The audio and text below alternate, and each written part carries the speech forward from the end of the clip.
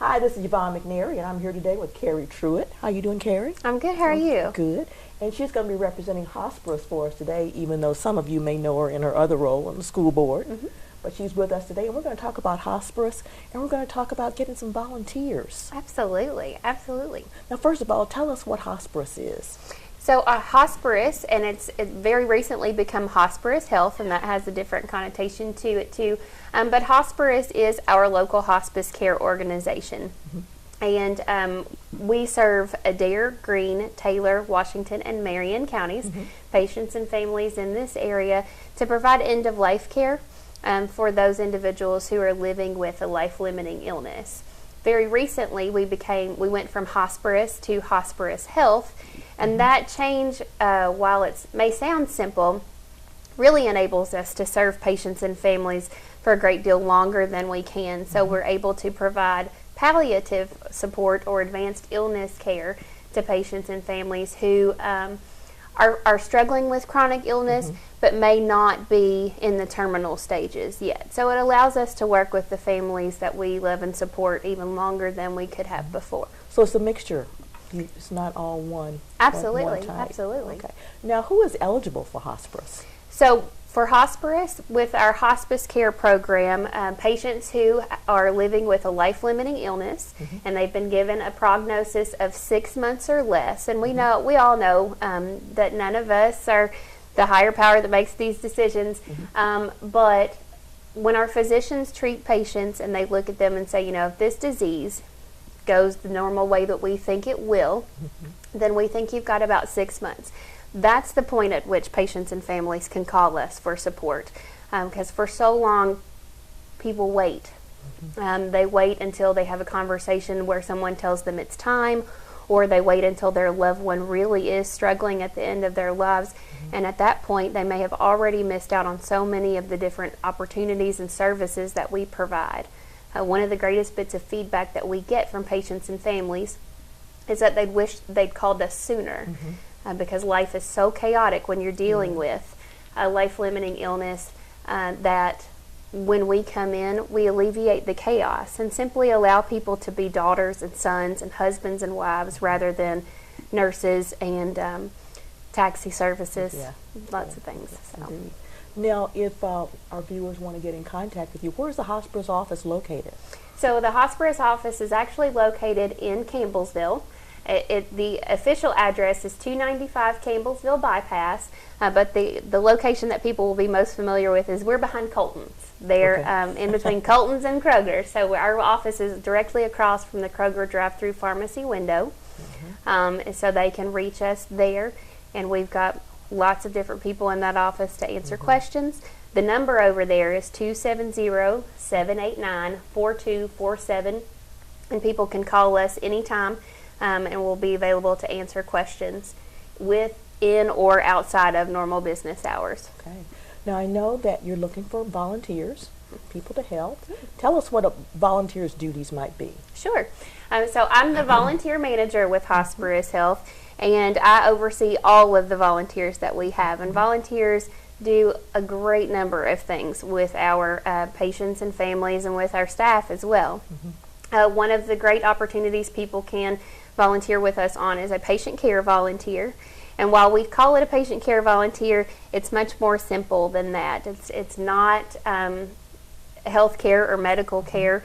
One of the great stories that I always like to tell about volunteers is a few years back we had a request that came to us from a patient in Greene County. He is an avid UK basketball fan, and I know lots of people out there are UK basketball fans, and don't get mad at me, Cards fans, because I love you guys too.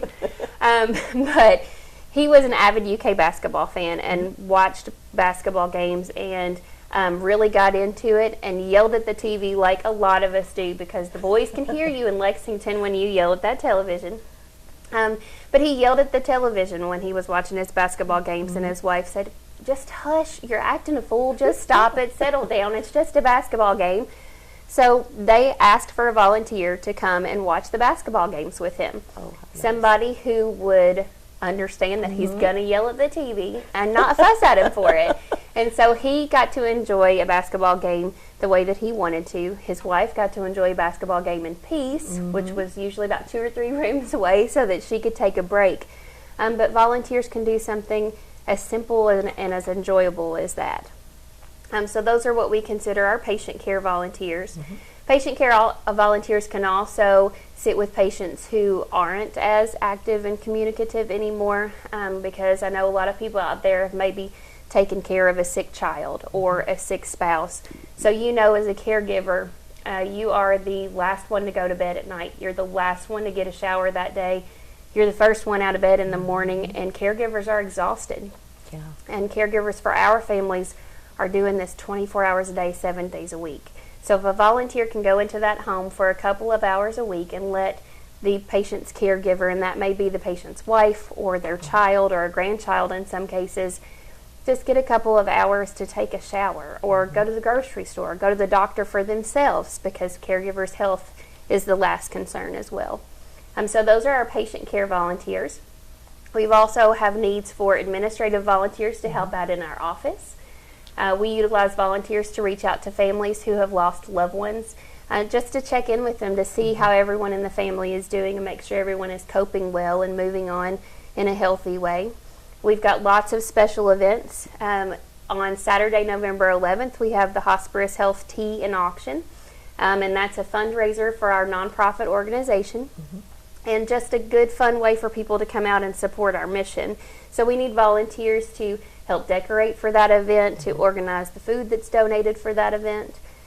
Later this month, we've also got a thrift shop opening in Campbellsville. Wow. So we will need volunteers to help staff that, because we've got 2 paid staff people for the thrift shop, and the rest of it's done by volunteers. Yeah. Okay. Now, for our viewers out there who would like to volunteer, is there any training involved? Absolutely. We want to make sure that volunteers who come to us understand the commitment that they're making to our organization. So they do undergo a training based on what volunteer activity they'd like to pursue. So if they want to work in our thrift shop, we won't make them go through a patient care training. But the patient care training is the most in-depth. It usually takes a full day, but I do provide food. Because if you feed people, they will come. So that's a good opportunity. But we have them go through training. They do submit an application. They go through a background check. So there's lots of different things that volunteers have to do to become volunteers.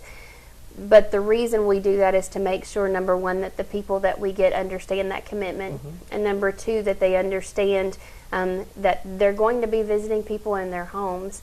And for someone to open their home to a stranger, we want to make sure that we can reassure those families that we have the best of the best people out there. Okay. Now, I noticed that you mentioned several counties. So if I were a volunteer in Marion County, would I be asked to go to other counties as well? Typically what I do with volunteers is I will ask you to go within 20 miles of your home. Okay. So if that happens to take you across county lines, then that's what I ask. But one of the wonderful things about being a Hosparus volunteer is that it's incredibly flexible and based on what you're willing and able to do.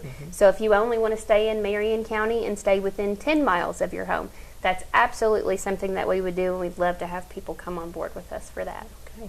Now, tell us how they can contact you to volunteer. Sure. You can reach me at our office in Campbellsville, and that number again is 270-789-4247. Or you can also reach me via email, and my address is ctruitt@hosparus.org. Okay. That's for the Hospice program. You think we've missed anything? Got all I think we've got it all. Got it all out there Yeah. today then. Okay, well listen, thank you so much for coming by today. Thank you, And I Yvonne. hope we get lots of volunteers for Hospice. Absolutely. We'd love to have Marion Countyans come volunteer with us. Fantastic. This has been Yvonne McNary for Central Kentucky Television.